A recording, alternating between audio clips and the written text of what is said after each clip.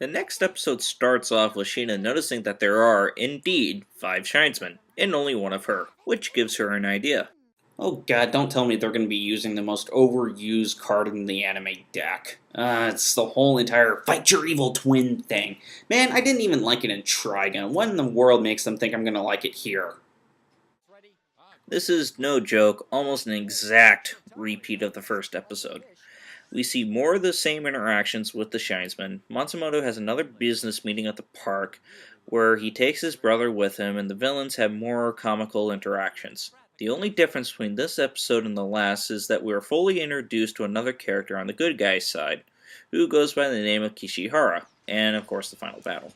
Kishihara is a member of the same planet as the villains, Planet Voice. She has joined the Shinesmen because she believes her brother to be brainwashed by the enemy. And to add more tension, her brother turns out to be Seki.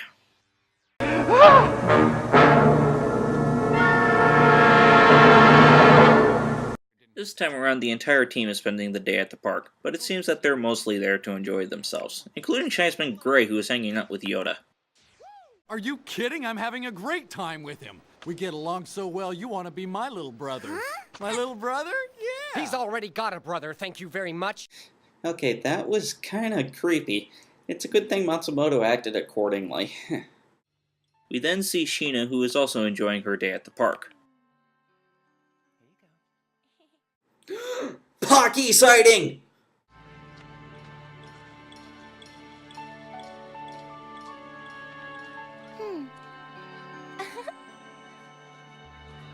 That doesn't change your views on humanity, nothing will.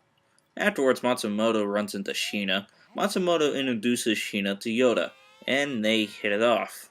Meanwhile, Kishihara runs into Seki at the park. She confronts him in secret, but it doesn't go over too well.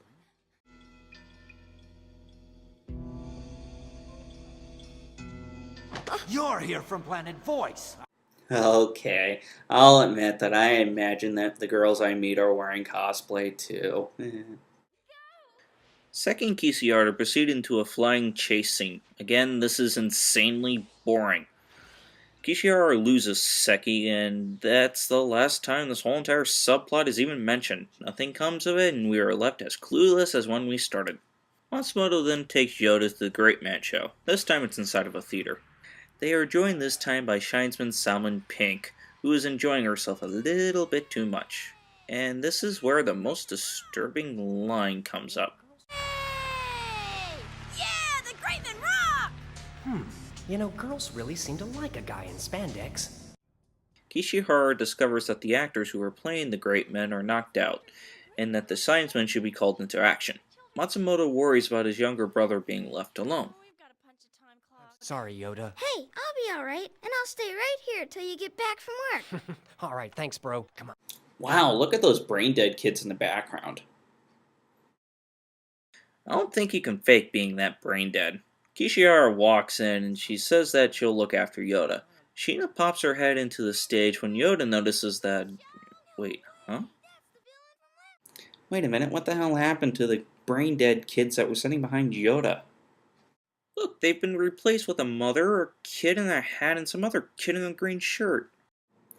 Wow, how that happened? That's a pretty giant screw-up on the animator's behalf. Also, it's not like you can say that Yoda switched seats to go sit with Kishihara. I mean, remember what he said? Hey, I'll be alright, and I'll stay right here till you get back from work. Anyway, the Shinesmen confront the evil Great Men, but they have some difficulties convincing the kids in the crowd that they're the real heroes. The actors come running in after some more jokes about the Shinesmen's colors. They help resolve the matter with a few words and a pose. When Sheena's plan backfires, Sasaki opens up a portal sending the Great Men into a battlefield. In the different zone, the Shinesmen have their asses handed to them. Matsumoto suggests that they pull off a team attack of their own. And by team attack, I mean ripping off the most iconic move from Gotcha Man. Science Ninja Formation, Tornado Strike!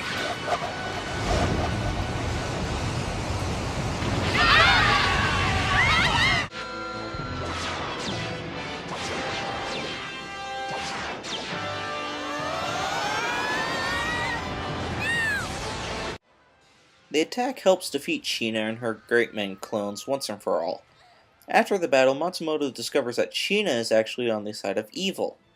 So, what's the payoff? Nobody's supposed to see the bare skin of royalty. If they do, I have to either kill them or make them my boyfriend. Hey, that's exactly what Sheena said to me. Oh my gosh. Sheena, it's you. Matsumoto? Hey, It's a good thing I wasn't paying attention to this subplot, or else I'd be really pissed off.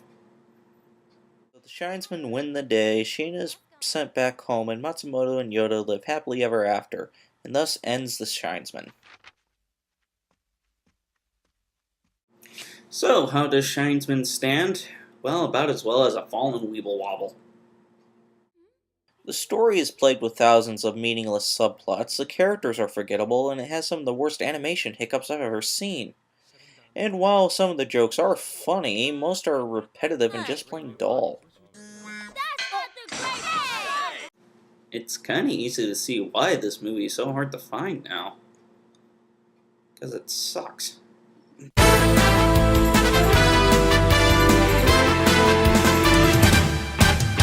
戦えほら勇気を出し正義を今守るため我らがシャインズマン地球の敵倒すため